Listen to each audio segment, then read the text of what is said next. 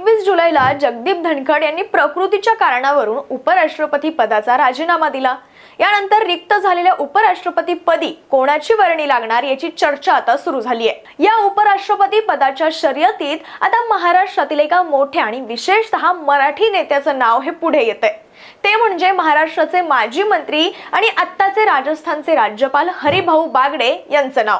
हरिभाऊ बागडे हे देशाचे पंतप्रधान नरेंद्र मोदी आणि केंद्रीय गृहमंत्री अमित शाह यांचे निकटवर्ती असल्याचं समजतंय। यामुळे हरिभाऊ बागडे यांचं उपराष्ट्रपती पदाच्या शर्यतीत आघाडीवर नाव असल्याचं बोललं जाते। पण यासोबतच दुसरीकडे बिहारच्या विधानसभा निवडणुका या डोळ्यापुढे ठेवून भाजप बिहारचे मुख्यमंत्री नितीश कुमार यांना उपराष्ट्रपती पदाची संधी देऊ शकते असंही बोललं जाते। तसंच एका बिहारच्या व्यक्तीला देशातील दुसऱ्या सर्वोच्च पदावर बसवून भाजपा बिहारच्या विधानसभा निवडणुकीत मोठी खेळी खेळू शकते असं मत हे काही राजकीय विश्लेषकांचं आहे।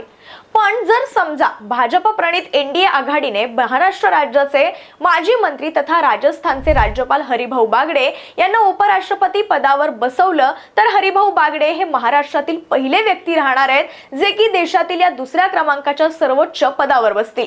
आतापर्यंत महाराष्ट्रातील कोणत्याच नेत्याला उपराष्ट्रपती होण्याची संधीही मिळालेली नाहीये। मात्र आता हरिभाऊ बागडे यांचं नाव या शर्यतीत आघाडीवर आहे। यामुळे हरिभाऊ बागडे यांना खरंच उपराष्ट्रपती पदासाठी संधी दिली जाते का हे पाहणं उत्सुकतेचं राहणार आहे। पण तुम्हाला काय वाटतं, आपल्या महाराष्ट्रातील मराठी माणूस देशाचा उपराष्ट्रपती व्हावा का?